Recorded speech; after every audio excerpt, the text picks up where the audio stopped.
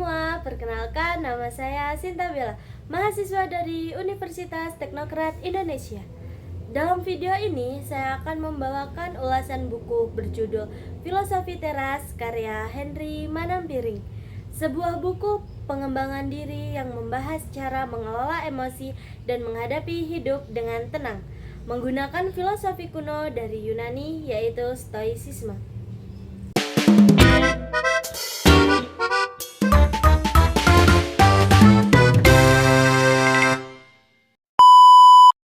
Buku Filosofi Teras menjelaskan bagaimana kita bisa menghadapi berbagai masalah hidup, seperti stres, kecewa, marah, atau cemas, dengan cara berpikir yang lebih rasional dan tenang.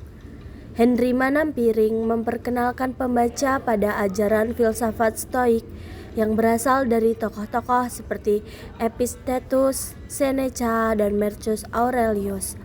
Stoicisme mengajarkan bahwa kita harus fokus pada hal-hal yang bisa kita kendalikan dan tidak membuang energi untuk hal-hal di luar kendali kita.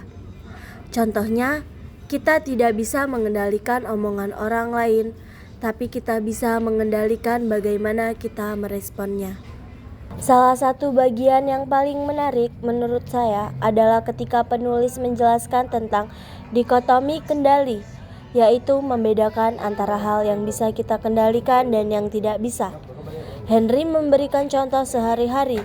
Misalnya, kita tidak bisa mengendalikan cuaca, tapi kita bisa mengendalikan sikap kita terhadapnya. Kita tidak bisa mengendalikan hasil ujian, tapi kita bisa mengendalikan usaha belajar kita.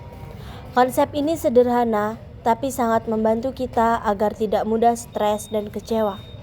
Yang membuat buku ini menarik adalah bahasanya ringan, humoris, dan dekat dengan kehidupan anak muda. Penulis sering menggunakan contoh dari media sosial, pekerjaan, hubungan percintaan, hingga drama Korea. Jadi, meskipun membahas filosofi kuno, buku ini tetap terasa modern dan relevan untuk pembaca zaman sekarang. Menurut saya, buku ini punya beberapa kelebihan. Yang pertama, bahasanya mudah dipahami, cocok untuk pembaca pemula dalam dunia filsafat. Yang kedua, penuh contoh nyata, jadi teori stoik tidak terasa abstrak. Dan yang ketiga, membantu pembaca menjadi lebih tenang dan rasional menghadapi masalah hidup. Setelah membaca buku ini, saya pribadi merasa lebih bisa mengontrol emosi dan tidak terlalu reaktif terhadap hal-hal kecil. Meski begitu, ada juga beberapa kekurangannya. Yang pertama, beberapa bagian terasa agak mengulang konsep yang sama, sehingga pembaca bisa merasa sedikit bosan. Yang kedua, untuk pembaca yang mencari pembahasan filsafat yang lebih mendalam, buku ini terasa terlalu sederhana dan ringan. Namun, secara keseluruhan, kekurangan itu tidak terlalu mengganggu dan justru membuat buku ini bisa dinikmati siapapun. Kemudian, pesan utama dari Filosofi Teras adalah kita tidak bisa mengendalikan dunia, tapi kita bisa mengendalikan pikiran dan sikap kita terhadap dunia. Buku ini mengajarkan bahwa kebahagiaan sejati datang dari pikiran yang tenang, bukan dari situasi yang sempurna.